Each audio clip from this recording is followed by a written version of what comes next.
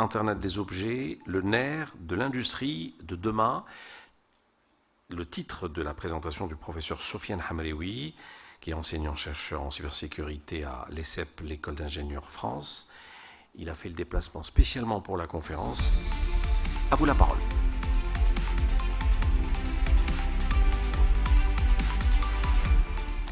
Ça marche? Ok. Bonjour tout le monde. Merci Ahmed pour l'invitation, pour laquelle j'ai répondu avec grand plaisir. Ça fait toujours plaisir d'avoir des opportunités qui nous lient et qui nous permettent de partager notre expérience avec notre cher pays. Bon, on a beaucoup parlé de la cybersécurité, de l'IA, et surtout des défis auxquels fait face la cybersécurité. Donc il faut savoir une chose, que l'une des sources de ces défis-là, de cette vulnérabilité, il est là, donc l'Internet des objets. Je rejoins mon collègue précédent en disant qu'il y a du travail, il y a de l'opportunité avec l'Internet des objets, mais il y a également du travail. Bon, ça fait plaisir qu'ils puissent parler des bases liées à l'Internet des objets, donc ça va me permettre de passer rapidement sur certains concepts. L'Internet des objets, donc il faut savoir que c'est une nouvelle technologie qui a justement permis à des milliards d'objets, bon, peut-être un peu plus, des milliards d'objets à travers le monde de se connecter, formant ce qu'on appelle formant un grand réseau mondial. C'est des dons qu'on appelle Internet des objets. Si quelqu'un me demande de lui expliquer simplement c'est quoi Internet des objets, c'est l'Internet que nous utilisons hier, et aujourd'hui on ne l'appelle plus Internet, c'est Internet des objets. Tout est connecté, tout. Même la bouteille d'eau que vous utilisez lorsque vous buvez, sachez que peut-être on a mis un senseur dedans et pour estimer combien de bouteilles d'eau sont vendues par jour. Bon, on a travaillé sur un projet, on a placé des capteurs, c'est pas sur des bouteilles d'eau, mais sur des chaussures pour savoir combien de fois par semaine les gens portent les chaussures pour savoir s'ils doivent produire plus ou bien moins. Internet des objets a beaucoup d'avantages, bien sûr, donc d'où justement leur utilisation par beaucoup de domaines d'application dans l'industrie. L'industrie, justement, qui a utilisé l'Internet des objets pour booster, je dis bien booster, pas avant à passer à l'industrie 4.0, parce que c'est grâce à beaucoup de technologies du numérique que nous sommes passés à l'industrie 4.0. Mais là, l'Internet des objets, ça booste, ça accélère cette transformation. Alors, lorsqu'on parle de l'industrie, donc un petit récapitulatif, un petit historique, donc il faut savoir que nous sommes passés par 4 grandes révolutions liées à l'industrie. La révolution industrie 1.0, la mécanique. La deuxième, ça a un rapport avec l'électricité, l'électrique. Puis nous sommes passés à l'électronique, l'ère des microprocesseurs, des ordinateurs. Ça a révolutionné le monde. Mais la toute dernière, c'est l'industrie 4.0 qui est liée à la donnée. Bon, si c'est un peu compliqué pour vous de comprendre le cybersystème, c'est tout ce qui est donné. Tout ce qui est donné, donc ça, c'est la révolution 4.0. On se pose la question justement, pourquoi l'industrie 4.0 ? On ne produit pas, ou bien on développe une solution sur les précédentes, si les précédentes sont efficaces. Donc, l'une des raisons pour laquelle nous avons décidé d'aller vers une industrie 4.0, c'est justement l'incapacité des précédentes, particulièrement la 3, à s'adapter au changement du marché. Un marché, bien sûr, qui vient avec de nouvelles contraintes, des nouvelles exigences. J'ai cité quelques-unes ici. Un temps de développement qui doit être le plus court possible. La personnalisation de la demande. Si j'ai demandé un parfum qui doit sentir comme une rose, ça doit être un parfum qui sent comme une rose. Pas à peu près, non. C'est la personnalisation que le client demande aujourd'hui. La flexibilité. La décentralisation et allocation efficace des ressources aux différents services de production. Alors donc tous ces éléments, je ne peux pas citer tout malheureusement, ont conduit justement à voir, donc on a vu naître la révolution 4.0. Si quelqu'un vous pose la question, lui résumer, qu'est-ce que vient cette révolution apporter? Donc tout simplement de l'intelligence aux outils de production, plus de réactivité, une meilleure maîtrise des systèmes de production. Eh bien oui, l'industrie 4.0, donc elle n'utilise pas que l'Internet des objets, je vous le rassure. Elle utilise beaucoup de technologies, donc j'en ai cité quelques-unes ici, mais je zoomais sur l'Internet des objets, un domaine sur lequel je travaille. Alors, donc, l'Internet des objets, d'ailleurs, donc, c'est une technologie qui est de plus en plus utilisée par l'industrie 4.0. Hein. Donc, le précédent speaker, il vous a donné quelques exemples dans lesquels on peut utiliser l'Internet des objets, donc la e-santé, le nettoyage, etc. Donc, d'ailleurs, au moins 50% des applications d'entreprise en production seront compatibles d'ici fin 2024. C'est-à-dire, donc, lorsqu'aujourd'hui, il y a une entreprise, je prends l'exemple de n'importe quelle, les entreprises présentes ici dans le stand, s'ils veulent vraiment être alignés à l'évolution, c'est que demain, lorsqu'ils développent une solution, ils ne vont pas développer une solution qui va fonctionner que sur du filaire ou bien que sur du distribué. Ils doivent se poser la question, est-ce que cette application, demain, je veux passer à l'Internet des objets, elle sera compatible? Oui. Donc, c'est-à-dire, le client, doit vous garantir cette passation possible vers l'IoT. Oh, je reviens en arrière. Ah, ok. Donc, on a des statistiques, des données qui prouvent que le domaine de l'industrie, il commence à gagner des places. D'ailleurs, d'ici 2025, on estime que le domaine de l'industrie va occuper la deuxième place avec 33% de l'utilisation de l'IoT par rapport aux autres applications. Vous imaginez? Donc, bien sûr, donc le premier, c'est le healthcare, la e-santé. C'est un domaine vraiment qui est aujourd'hui utilisé. La crise, bon, ça, vous allez peut-être vous poser la question, pourquoi ce pourcentage très important détenu par la e-santé? Eh bien, la crise Covid, elle nous a vraiment enseigné pas mal de choses. L'une des choses que la crise Covid nous a enseigné, c'est que si demain, il y a un raffinement, tout le monde doit être resté chez eux, eh ben, comment tu vas soigner, comment tu vas contrôler les personnes âgées, comment tu vas savoir qu'ils sont tombés, ils sont réveillés le matin, etc. etc. Donc c'est là l'Internet des objets qui peut nous aider en cas où nous sommes amenés à rester chez nous. Bon, en tout cas, l'industrie également, c'est un domaine qui va utiliser de plus en plus l'IoT. Ben, vous allez me poser la question, c'est quoi l'Internet industriel ou bien IoT? Je vais vous donner une simple définition. C'est une version robuste de l'Internet des objets. La robustesse et l'efficacité, c'est des choses qui se diffèrent. Mais si quelqu'un me pose la question sur quoi la robustesse, c'est la capacité de produire le même service qui est bien, même si les données en entrée vont changer, même s'ils vont se dégrader.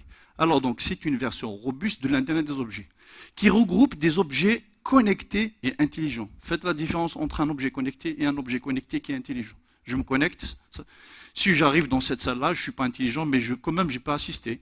Mais si j'arrive pour contribuer en tant que, par exemple, voilà, je vais apporter un savoir-faire, c'est deux choses différentes.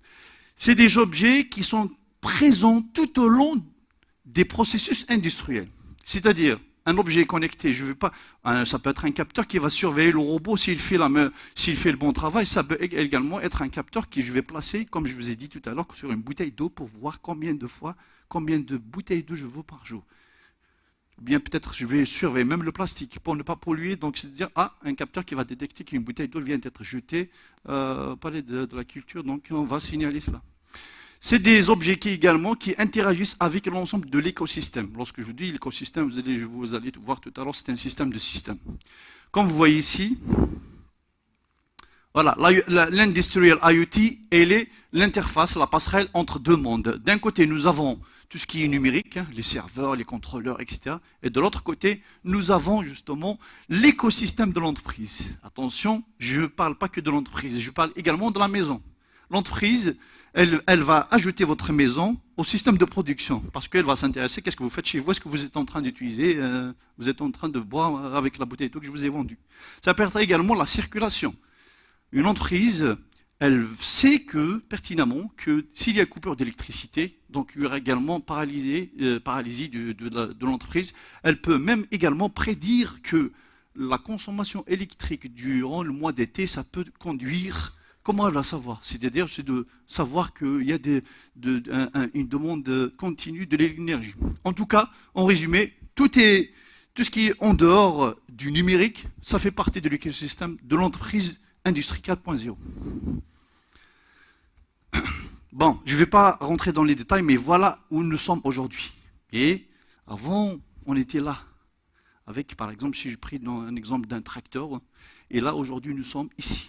Vous avez l'industrie 4.0, combien elle a compliqué les choses. Les entreprises du passé, c'était peut-être plus simple. Ils n'ont rien ils ne s'inquiètent pas les cyberattaques, de la technologie. Donc il est dans son tracteur, il n'a même pas de téléphone peut-être dans sa poche et il fait son travail peut-être même efficacement. Mais aujourd'hui, on est là. Celui qui est en train de travailler sur un tracteur, il ne sait pas qu'il est, il est entouré de tout ça. C'est ça l'industrie. Voilà, l'exploitation le plus optimale, donc l'objectif, c'est pas pour embêter les travailleurs ou bien les employés, c'est justement d'arriver à exploiter d'une manière la plus optimale possible les données en lien avec l'environnement dans lequel évolue le produit. Je ne vais pas rentrer dans les détails de l'industrie IoT, bien de l'IoT industriel, mais je vais quand même ouvrir la parenthèse sur deux technologies qui sont mises en œuvre par l'industriel IoT. Il y a ce qu'on appelle la technologie de l'information. C'est quoi la technologie de l'information? Elle traite justement, elle traite de tout ce qui est, elle traite de l'information et du système d'information. Elle est là. Mais à côté, donc il y a une autre haute technologie, c'est quoi? Donc elle s'occupe de tout ce qui est opérationnel. Je prends un informaticien, je suis informaticien, si je rentre dans une entreprise, lorsque ça m'arrive de visiter des entreprises dans le cadre de mon travail, je tombe sur des machines, je ne connais rien du tout. Ils m'expliquent, automatise, temps réel. C'est ça, parce que c'est leur domaine. C'est l'opérationnel. Ceux, ils sont sur le terrain, ils comprennent tout. Mais des fois également, je lui parle des choses qu'ils ne comprennent pas. C'est l'un des défis, donc je vais parler de ça tout à l'heure. Alors, derrière ces deux technologies-là, il y a des acteurs, bien sûr. Deux familles d'acteurs. Il y a les acteurs qui travaillent sur l'IT, les informaticiens, les ingénieurs, les docteurs, etc. Il y a également ceux qui maîtrisent la pratique, les acteurs liés au OT. Sachez qu'aujourd'hui, ces deux familles sont deux puzzles très importantes, indispensables pour l'industrie 4.0. Il se trouve que ces deux acteurs-là, ils ne communiquent pas bien. Ils ne s'entendent pas.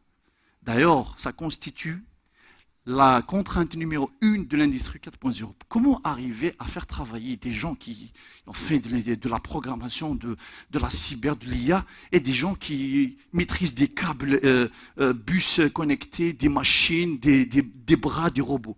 Il faut arriver à ce stade-là. D'accord. Ok. Les avantages de l'industrie 4.0, bien les avantages de l'application de l'industriel IoT à l'industrie de demain sont nombreux, donc je vous ai cité quelques-uns ici. Quelques chiffres ont été avancés par le speaker précédent, mais j'ai là, donc je vais encore donner plus de détails. Donc, avec l'application de l'Internet des objets à une entreprise, on peut arriver à économiser de l'énergie allant jusqu'à 20%.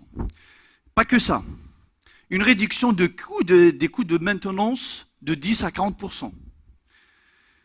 Augmentation de l'efficacité dans le travail, qui ne demande pas l'efficacité dans le travail. Donc on peut aller jusqu'à 25% de l'amélioration de l'efficacité du travail avec l'IoT industriel.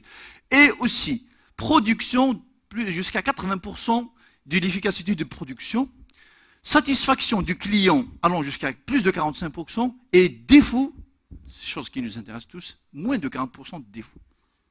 Une chaussure que je l'achète, peut-être des fois même, une semaine plus tard, je me rends compte, il y a un petit fil qui commence à se détacher, mais c'est trop tard. Pas de garantie pour les chaussures. Mais peut-être qu'avec l'IoT industriel, le défaut a été détecté, a été signalé, a été réparé. Oui, des avantages qui ne viennent pas comme ça tout seul, et c'est dû à plusieurs raisons. Je vous ai cité ici les principales raisons pour lesquelles l'IoT industriel peut vous proposer des avantages. L'amélioration de la façon dont les informations sont collectées, analysées, partagées en temps réel. Pour une meilleure prise de décision, bien sûr en temps réel, détecter et corriger les défaillances potentielles avant qu'elles ne deviennent une source de panne. Panne, je suis modeste, mais ça peut être une catastrophe. L'Internet des objets appliqué à l'industrie, couplé avec des technologies, donc c'est-à-dire on est loin, donc c'est-à-dire il faut qu'il y ait de la big data, il faut qu'il y ait de l'IA, permet d'optimiser les stocks, d'émettre des alertes précoces de leur rupture, de lancer des procédures d'approvisionnement de manière continue. Et enfin, les équipements et les machines de production peuvent fonctionner de manière autonome. Je suis directeur, je suis chez moi, je prends mon café, je regarde un film, tout en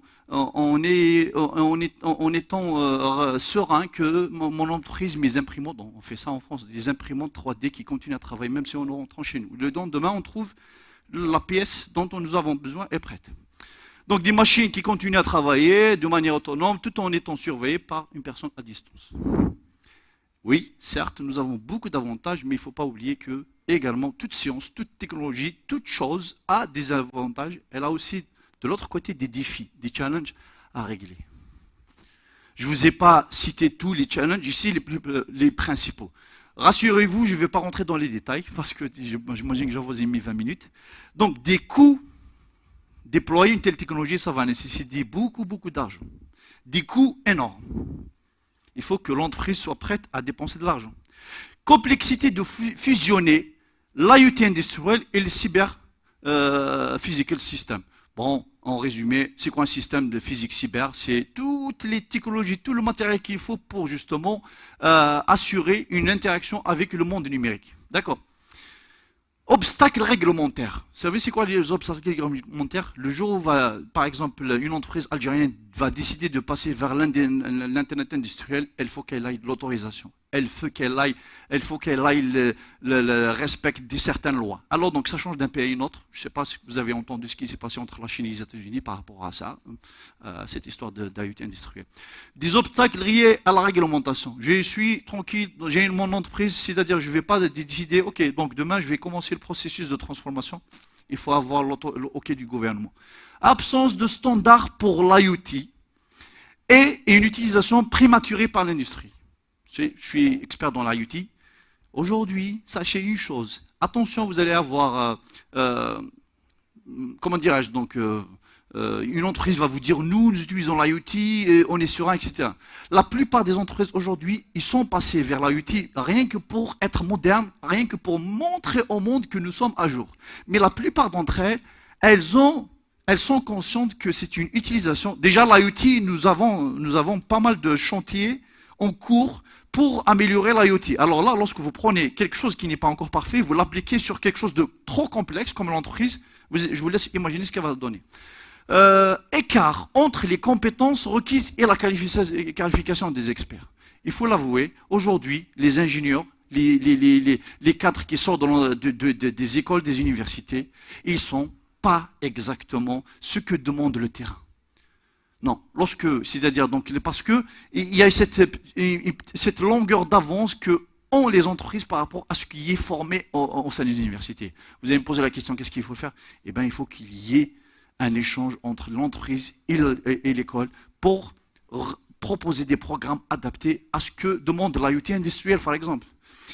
Et l'eau de données. Le speaker précédent, il a parlé des données énormes, des quantités colossales de données à gérer. Comment on va les gérer? Écoutez, c'est simple de connecter toute votre maison à Internet, mais demain vous allez produire des données, ça va même, vous allez perdre le contrôle de vos données. Donc, c'est-à-dire non seulement il faut trouver de la place pour les stocker, il faut également les contrôler. La sécurité, bon, la sécurité, je ne vais pas rentrer dans cela, hein, c'était la thématique de ce matin, ça a été vraiment décortiqué. La sécurité, là il y a la connexion.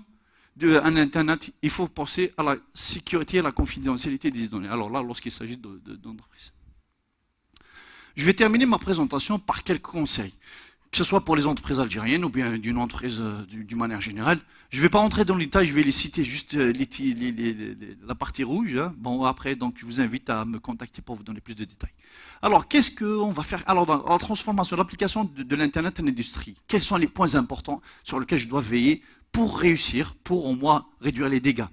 Une stratégie dirigée depuis le sommet et qui soit en phase. C'est-à-dire, ce n'est pas demain, donc il y a un technicien ou bien il y a un cadre de l'entreprise qui va se présenter au directeur, il va se dire, ok, il faut décider de passer à l'industriel, à l'industrie 4.0. Ok, on y va. Non, il faut que la décision vienne du haut et il faut qu'il soit en phase. C'est-à-dire, le directeur, il y avait des questions dans ce sens-là que le RSSI, le DSI, le CEO, est-ce qu'il faut qu'ils y travaillent ensemble? Effectivement, l'une des questions sur lesquelles ils doivent pas travailler ensemble et sur laquelle ils doivent être en phase, c'est celle-là. Nous allons passer ou non? Il faut que ça soit décidé ensemble. Cibler plutôt des problèmes que le processus de production dans sa globalité et appliquer progressivement la transformation. Il ne faut pas imaginer, il ne faut pas croire au miracle que du jour au lendemain, on va trouver une entreprise à transformer d'un seul coup. Non. Il faut cibler des processus étape par étape. Donc aujourd'hui, par exemple, on va parler du processus, c'est-à-dire donc juste la soudure. Il y a un bras brun, il y a une entreprise qui fabrique des voitures.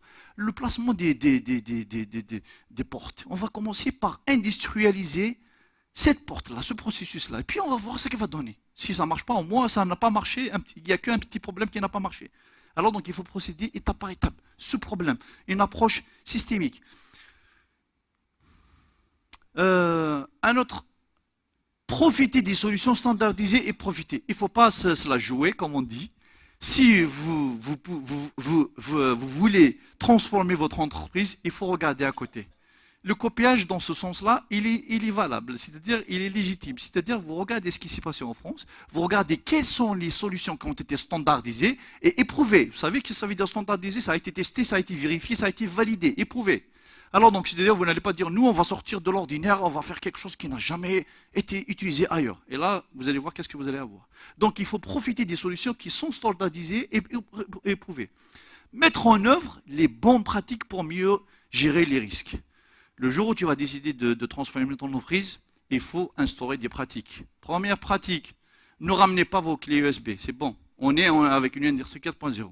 Deuxième chose, si vous recevez une alerte le soir, ne coupez pas, ne mettez pas votre téléphone en mode silencieux.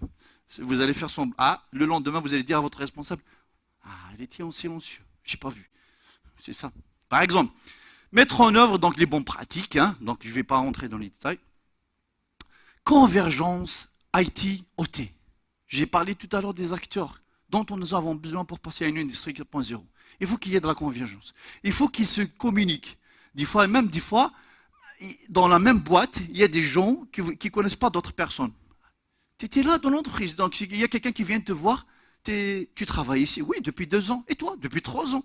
Et pourtant, on ne se connaissait pas. Alors déjà, il y a des acteurs du même domaine, ils ne communiquent pas, ils ne travaillent pas ensemble. Alors là, lorsqu'il s'agit de 2 acteurs différents, de 2 compétences différentes. Donc il faut travailler sur ce point-là. La disposition de données nécessaires pour la transformation. Il ne faut pas se poser la question de quelles données nous avons besoin demain. Il faut se poser la question, quelles sont les données qui manquent aujourd'hui?